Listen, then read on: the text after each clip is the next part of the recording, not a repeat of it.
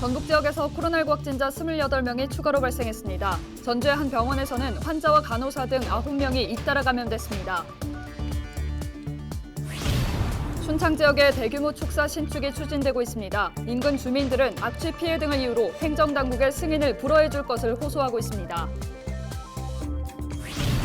동료 의원을 성추행한 혐의로 기소돼 직위상실령을 선고받았던 정읍시 의원 자리가 공석이 됐습니다. 임기가 채 1년도 남지 않아 보궐선거는 치러지지 않습니다. 정읍 고당산 인근에서 60대 A씨가 숨진 채 발견돼 경찰이 조사하고 있습니다.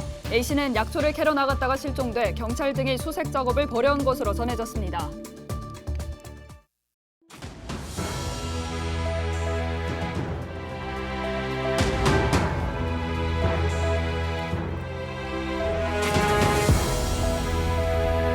여러분 안녕하십니까? 헬로티비 뉴스입니다. 이다솜 아나운서 노후 대비는 잘 하고 계십니까? 글쎄요, 아직은 이르지 않은가요? 네, 그렇군요. 직장인들의 경우 국민연금 이외의 퇴직연금도 하나의 노후 대비 수단일 텐데요. 그렇죠. 퇴직금을 일시에 받는 것보다 은퇴 후에 다달이 받는 거잖아요. 네, 그런데 최근 퇴직연금을 중도에 깨고 찾아가는 사람이 늘고 있다고 합니다. 노후를 대비해야 할 퇴직금 연금을 벌써 찾았다니 그럴 만한 사정이 있나 보죠? 네, 그렇죠. 각자의 사정을 알아보니 62%가 집을 사거나 전월세 보증금 때문이라고 합니다. 하긴 지난 4년 반 동안 서울 아파트 값이 딱 2배로 올랐다고 하니 퇴직연금까지 깨는 경우가 허다하겠군요. 네, 안정된 노후를 위해서라도 집값 안정이 반드시 필요하다는 얘기죠. 그런 것 같습니다. 헬로티비 뉴스 시작합니다.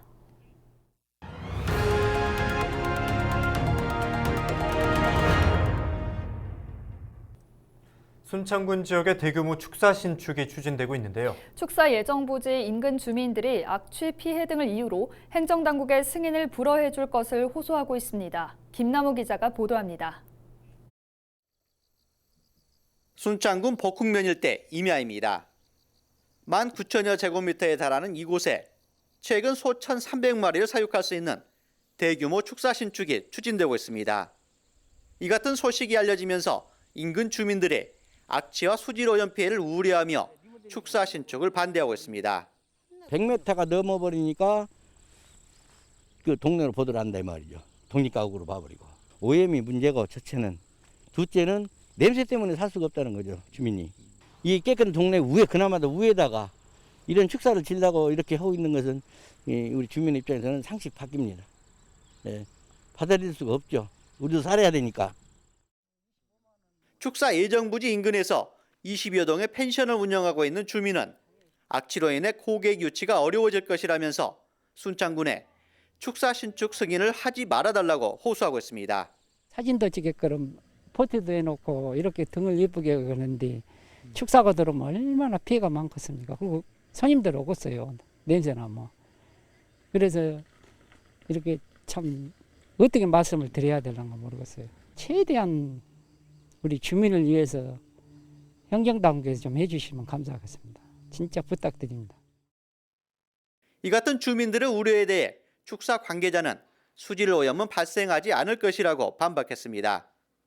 다만 악취 피해에 대해서는 최소한의 보상 방안을 검토해 보겠다고 답했습니다.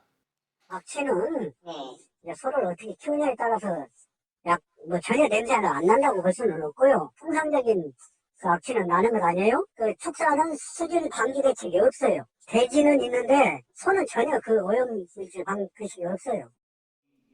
순창군 관계자들은 인근 주민들의 반발이 거세지자 축사 승인정 관련법 조촉 부분 등을 면밀히 검토하겠다고 답했습니다. 저희가 그 가축분뇨 법상과 조례상을 검토한 결과는 세대수 5호 이상 밀접 지역에 해당되지 않기 때문에 지금은 가능할 것으로는 보는데 더 면밀히 더 검토는 해봐야 할 것 같습니다. 저촉된 부분이 조금 더 검토를 더 해봐야 할 것 같습니다. 소축사의 경우 예정부지 700m 이내에 5가구 이상 주거 밀집 지역이 있으면 신축이 불가능합니다. 해당 지역에는 6가구가량이 주거하고 있지만 가구당 거리가 100m 이상 떨어져 있어 관련법상 가축 사육은 가능한 상황.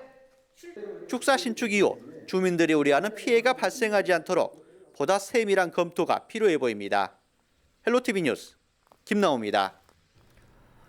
전주 지역 모 병원에서 환자와 간호사 등 9명이 코로나19에 잇따라 감염됐습니다. 전북 지역에서는 지난 11일부터 10일 오후 5시까지 코로나19 확진자 28명이 추가로 발생했습니다. 지역별로는 전주 17명, 군산과 부안 각 3명, 완주 2명, 익산과 남원, 순창 각 1명입니다. 전주에서는 재검사 끝에 양성 판정을 받은 환자를 매개로 환자 6명을 포함해 간호사와 간병인 등 9명이 감염됐습니다. 보건당국은 감염 환자들이 호흡기 입원 환자라 바이러스에 취약했던 것으로 추정했습니다. 전주 감염자 5명은 일가족이고 군산 3명은 중학생으로 파악됐습니다. 방파제 테트라포드에서 추락해 발생하는 안전사고가 여전한 것으로 나타났습니다. 올해 들어 8월까지 전국 테트라포드에서 발생한 추락사고는 42건으로 8명이 숨지고 수십 명이 골절 등 크고 작은 부상을 입었습니다. 지난 4일 군산 비흥항에서는 60대 남성이 소변을 보러 갔다가 테트라포드 사이로 추락해 머리 등을 크게 다쳤습니다. 지방자치단체는 위험을 알리기 위해 표지판을 설치하는 등 대책을 추진하고 있지만 사고가 끊이지 않고 있습니다. 나라살림연구소가 지난해 응급의료 취약지를 조사한 결과 전북 지역 8개 시군이 응급의료 취약지에 포함됐습니다. 응급의료 취약지역은 환자 발생 시 지역 응급의료센터를 30분 안에 가지 못하거나 1시간 안에 권역 응급의료센터를 갈 수 없는 인구 비율이 27%가 넘는 지역을 말합니다. 전주시와 군산시, 익산시, 정읍시, 김제시, 완주군 등 5개 시군은 응급의료 취약지에 해당하지 않는 것으로 나타났습니다. 정읍시의회 가선거구 한 자리가 공석이 됐습니다. 동료 여성 의원을 성추행한 혐의로 재판에 넘겨졌던 시의원에 대해 대법원에서 직위상실형이 확정됐기 때문인데요. 앞서 해당 의원의 제명안을 부결시켰던 시의회 본회의장에서는 관련 내용이 보고 안건으로 올라왔습니다. 정명기 기자의 보도입니다. 임시회가 열린 정읍시의회 본회의장. 17개 의석 가운데 한 자리가 공석이 됐습니다. 동료 여성 의원을 성추행한 혐의로 대법원에서 직위 상실형이 확정됐기 때문입니다. 공직선거법 제19조 제2호 및 지방자치법 제78조 제2호에 의거 9월 16일자로 정읍시의회 제8대 의원직에서 퇴직되었음을 보고드립니다. 해당 의원에게 소중한 한 표를 행사했던 신태인읍과 북면, 정우면, 감곡면 유권자들은 대변자 1명을 잃게 된 겁니다. 남은 임기가 채 1년도 남지 않은 터라 보궐선거도 치러지지 않습니다. 공직선거법 제201조 제1항 규정에 따라 보궐선거를 실시하지 아니한다는 결정 통지서가 접수되었음을 알려드립니다. 앞서 취재진이 만난 해당 의원은 자신의 부덕의 수치라며 지지자들에게 죄송하다고 밝혔습니다. 그러면서도 재판 결과에 대해선 유감의 뜻을 나타낸 바 있습니다. 정황상 정황주의로 그렇게 갔다면 아니 사실주의로 가야지. 어떻게 정황주의로 가냐 이거예요. 성추행 사건이 일어난 지 1년 반 만인 지난 3월. 해당 의원의 제명안이 시의회에 상정됐지만 부결되면서 3심 재판 결과가 나올 때까지 자리를 보존할 수 있었습니다. 석 달 전 후반기 의정활동 1주년을 맞았던 정읍시의회는 시민 행복 시대를 열어가고 있다고 홍보했지만 지역사회의 기대와는 적지 않은 괴리감이 있어 보입니다. 헬로티비 뉴스 정명기입니다.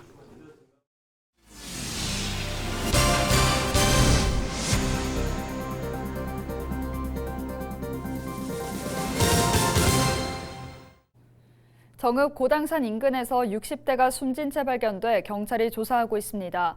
정읍경찰서와 전북소방본부는 12일 오전 11시 50분쯤 정읍시 부전동 고당산 인근에 숨져 있는 62살 A씨를 발견했다고 밝혔습니다. 숨진 A씨는 지난 9일 약초를 캐러 나갔다가 실종돼 경찰과 소방당국 등이 수색 작업을 벌여온 것으로 전해졌습니다. 남원형 공공배달앱 월매요가 공식 서비스에 돌입했습니다. 남원시는 12일 남원해촌 예루원에서 남원형 공공배달앱 월매요의 공식 출시를 알렸습니다. 월매요는 남원시와 가맹점, 앱회사가 공동으로 참여하는 지역 맞춤형 배달앱입니다.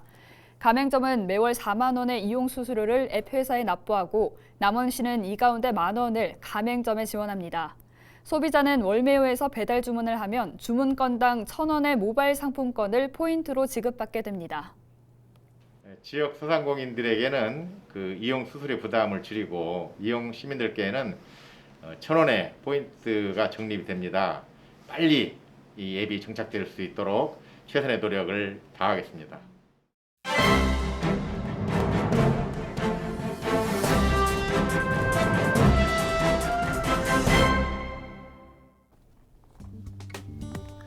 태양광 같은 재생에너지로만 제품을 생산하는 새만금 아리백 실현의 핵심으로 여겨지던 첨단 제조기업 유치 사업이 무산되면서 새만금 탄소 중립 실현 계획의 차질이 우려된다는 내용입니다. 새만금 개발청의 우선 협상 대상자에 대한 허술한 평가 등으로 인해 사업에 제동이 걸리면서 올해 예정됐던 착공이 내년 이후로 미뤄지게 됐다는 겁니다. 새만금 개발청은 첨단 제조기업 공모 사업에 우선 협상 대상자로 선정된 주성 컨소시엄이 출자자 구성과 재정 등의 문제로 사업 포기 의견서를 제출함에 따라 지난 8일 우선 협상 자격 취소를 결정했다고 하는데요. 주성 컨소시엄은 2022년부터 고효율 태양전지를 양산하고 향후 35% 수준의 고효율 태양전지를 생산하기 위해 3,652억 원을 투자해 총 350명의 일자리를 창출하겠다는 계획을 밝힌 바 있었습니다. 하지만 태양전지 생산에 필요한 웨이퍼 등 사업 비용이 경쟁국에 비해 높아 생산 원가 부담으로 이어져 제품 생산 초기부터 적자가 발생되는 구조이기 때문에 사업 추진이 어렵다는 판단을 내렸다고 하는데요.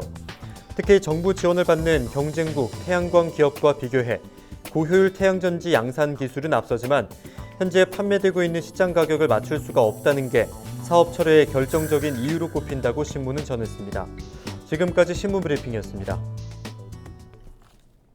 뉴스를 마칩니다. 고맙습니다.